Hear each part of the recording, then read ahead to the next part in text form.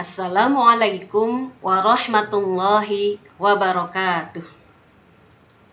Hari ini kita akan belajar tentang taat aturan, yaitu menganalisis makna Quran Surat An-Nisa ayat 59 serta hadis tentang taat pada aturan. Mengapa kita harus taat pada aturan? Taat memiliki arti tunduk, tidak berlaku curang dan atau setia. Sedangkan aturan adalah tindakan atau perbuatan yang harus dijalankan.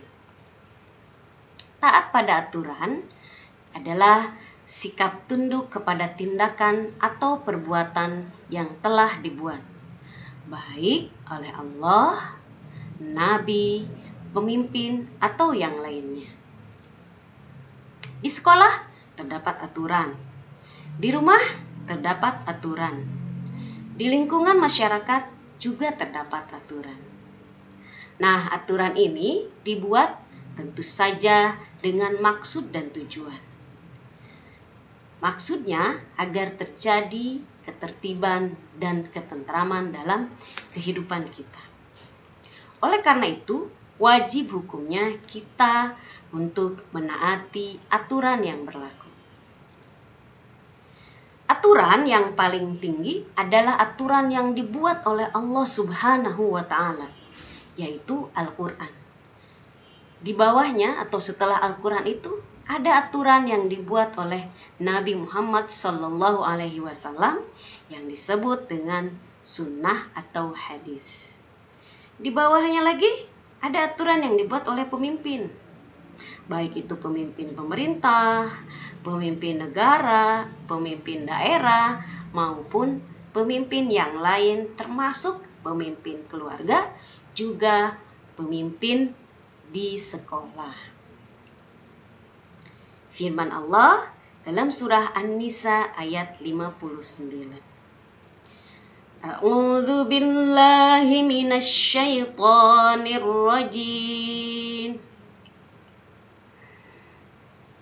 Bismillahirrahmanirrahim. Ya ayyuhalladzina amanu أطيعوا الله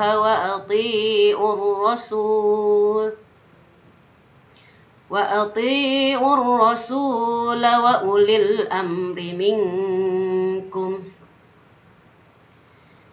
فإن تنازعتم في شيء فردوه إلى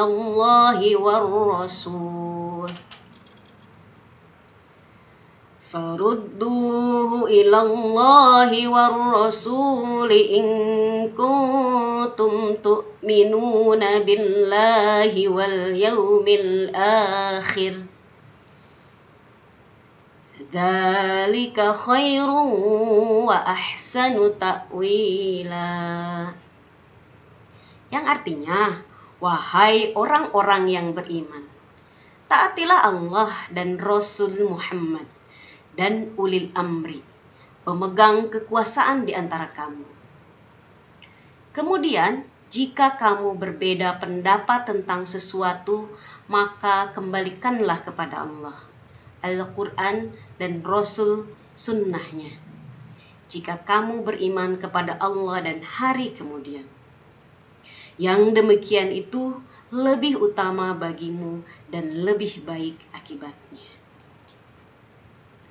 Nah, adapun kandungan surat An-Nisa ayat 59 yaitu yang pertama, perintah kepada orang beriman agar taat pada Allah, pada Rasul-Nya, serta kepada ulil amri. Yang kedua, mentaati perintah Rasul merupakan perwujudan dari perintah Allah Subhanahu wa Ta'ala. Yang ketiga, kandungan dari surah An-Nisa 59 ini adalah mematuhi aturan ulil amri ini dengan catatan ketaatan kepada ulil amri itu tidak menyalahi aturan Allah dan Rasul-Nya. Yang keempat, ketiga ketaatan itu tidak perlu dipertentangkan, tetapi harus dicari titik temunya. Yang kelima, jika terdapat permasalahan yang diperselisihkan disebabkan tidak ada petunjuk yang jelas di dalam Al-Quran dan hadis, maka penyelesaiannya dikembalikan kepada nilai-nilai dan jiwa yang ada di dalam Al-Quran dan hadis dengan menggunakan ijtihad. Firman Allah dalam surah An-Nisa ayat 80. A'udzu billahi minasy syaithanir rajim. Bismillahirrahmanirrahim. Man yuti'ir rasul faqad ata'a Allah. Wa man tawalla fama arsalnaka 'alaihim hafiza. Yang artinya, barang siapa yang mentaati Rasul itu, sesungguhnya ia telah mentaati Allah.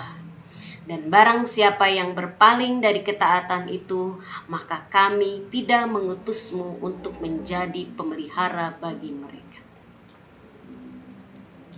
Adapun bentuk-bentuk ketaatan itu adalah yang pertama, taat di antara disiplin dan beragama yang baik. Taat ini menjadi faktor penting dalam mewujudkan disiplin, baik terhadap diri sendiri, keluarga, organisasi, masyarakat, bahkan dalam lingkup yang paling besar, yakni negara dan umat. Ketaatan yang benar adalah ketaatan yang dilandasi hanya karena Allah semata. Yang kedua, taat kepada ulil amri. Setiap orang yang beriman harus menaati Allah, Rasul, dan kepada para pemegang kekuasaan, yaitu ulil amri. Hal ini adalah demi terciptanya kemaslahatan bersama. Mematuhi ketetapan ulil amri itu jika sudah ada kesepakatan dalam satu hal, yaitu melalui jalan musyawarah serta mekanisme yang demokratis. Maka kaum muslimin berkewajiban mematuhinya. Dengan syarat ketetapan ulil amri tersebut tidak bertentangan dengan aturan Allah dan Rasul-Nya.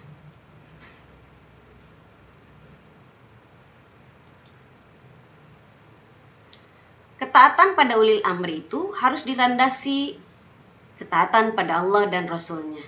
Artinya, seseorang hanya boleh menaati pimpinan, orang tua, atau pihak lain saat ia yakin bahwa yang diperintahkan itu benar-benar sejalan dengan ketaatan pada Allah dan Rasul-Nya. Lalu, mengapa kita perlu taat kepada ulil amri? Jawabannya, karena agama sendiri menyatakan bahwa kamu lebih tahu tentang urusan duniamu. Artinya, banyak aturan yang belum ditentukan secara rinci oleh agama. Dan itulah peran pentingnya ulil amri. Rasulullah Shallallahu Alaihi Wasallam bersabda dalam hadis yang diriwayatkan oleh Bukhari. Bismillahirrahmanirrahim. An Abdillah bin Umar radhiyallahu anhu, anna Rasulullah Shallallahu Alaihi Wasallam qala, as-sam'u wa ta'atu 'alal mar'il muslimi fima habba wa kariha, ma lam yu'mar bi ma'siyatin. Fa idza umira bi ma'siyatin fala sam'a wa la ta'ata. Rawahul Bukhari. Yang artinya dari Abdullah bin Umar radhiyallahu anhu, sesungguhnya Rasulullah Shallallahu Alaihi Wasallam bersabda, mendengar dan taat itu wajib bagi seorang muslim, terlepas ia suka dan benci, selama ia tidak diperintah berbuat maksiat. Jika diperintah untuk maksiat, maka tidak ada kewajiban mendengar dan taat. Demikianlah pertemuan kita hari ini. Sekian, terima kasih. Wassalamualaikum warahmatullahi wabarakatuh.